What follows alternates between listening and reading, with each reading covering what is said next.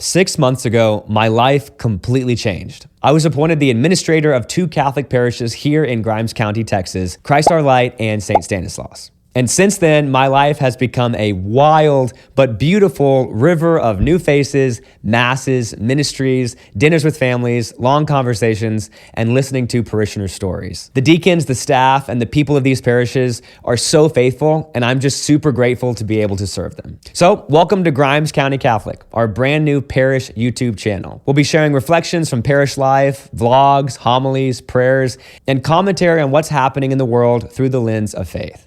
If that's something that you're interested in, feel free to subscribe and follow along. When I first found out I was being assigned here, it was a little like hearing your wife is pregnant and then hearing that she's having twins. I'll be honest, when I heard that I'd be serving 2 parishes, I kind of assumed that one would sort of be the main parish and the other one would be more like a building where mass happened once a week. That assumption was completely wrong. These are 2 distinct, vibrant parish communities, each with their own identity, their own staff, their own finance and pastoral councils, their own youth groups, even their own parish festivals. They just happen to share the same priest. One of the questions I get a lot is, how far apart are the parishes? And thankfully, it's only about 15 minutes because I'm back and forth constantly. If you're ever near Navasota, Anderson, or passing through College Station, feel free to come visit. We would love to see you. Mass times are linked below. I think you'll fall in love with these parishes just like I have. If it's been a while since you've been to confession or since you've been to Mass, or if you're curious about becoming Catholic, we are always here. We exist for you. When people come to Mass here, I always promise 3 things. First, the Mass will be reverent. We honor the Eucharist and the sacred space. Second, my homily will be well prepared. I pray a lot about my homilies, and they usually end up being pretty short, usually about 5 minutes long. Third, families are welcome here. If a church isn't crying, it's dying, so feel free to bring the little ones. I'll be making some vlogs about the behind the scenes of what it's like having 2 parishes, so look out for those. Now, to the heart of this video, here are 3 things I really didn't see coming when I got assigned here, leading parishes for the first time. First, something is really happening in the faith right now. Not to over-exaggerate, but it's hard not to notice it. There is a real revival happening, especially among young people. Between the 2 parishes, we have 3, they call them OCIA programs, basically the path that you go through to become Catholic. And in those programs, there are a lot of young adults. The young people are searching for something solid.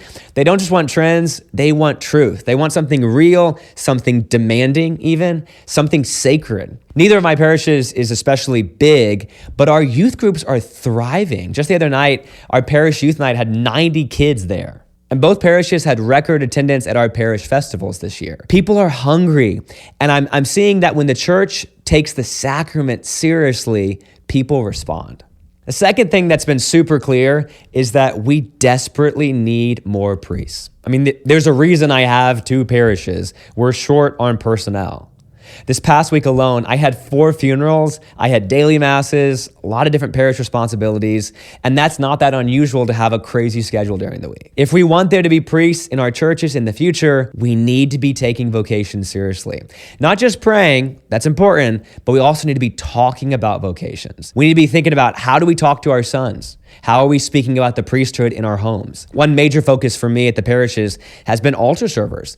There's a clear connection between young men altar serving and them becoming priests. And even if they don't become priests, even just being close to the Mass and the Eucharist will make them better husbands and fathers. Prayer is essential for vocations, but authentic prayer should always lead to action. If we want there to be priests leading our parishes in the future, then we need to be investing in those young men who might become priests now. And third, a lot of priests told me this before I came here, and they were absolutely right. When you're entrusted with leading a parish, you experience spiritual fatherhood in a really deep and unique way. You're responsible for the souls of these people. When I walk into Mass, I really feel that. There's not another priest coming behind me. No, it's on me to make sure they have what they need, to care for them, to love them, to show up for them in the good times and in the bad times. One of the parishes has this really beautiful tradition that before Christmas, the priest goes to all those who are homebound, all the sick in their homes,